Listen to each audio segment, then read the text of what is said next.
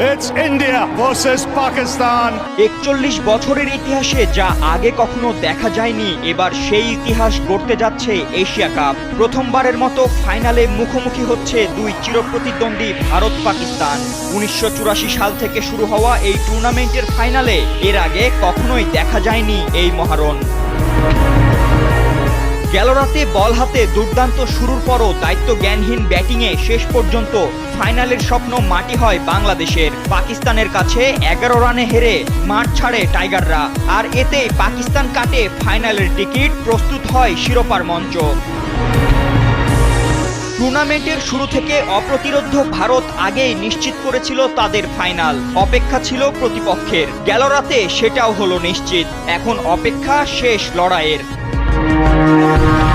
Asia কাপের ইতিহাসে এখন পর্যন্ত সবচেয়ে সফল দল ভারত। 11 বার ফাইনাল খেলে জিতেছে 8 বার, আর পাকিস্তান ফাইনাল খেলেছে 5 বার, জিতেছে 2 বার। পরিসংখ্যানের হিসেবে পাকিস্তান ভারতের কাছে বেশ পিছিয়ে। এমনকি চলতি আসরেও দুই দেশ মুখোমুখি হয়েছে 2 বার, গ্রুপ পর্বে এবং সুপার 4-এ, আর 2 বারই ভারতের কাছে অসহায় আত্মসমর্পণ করেছে সালমান আঘারা।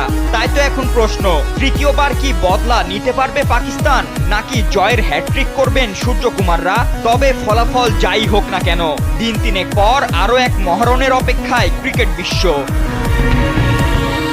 ফাতিন ইশরাক, কালবেলা।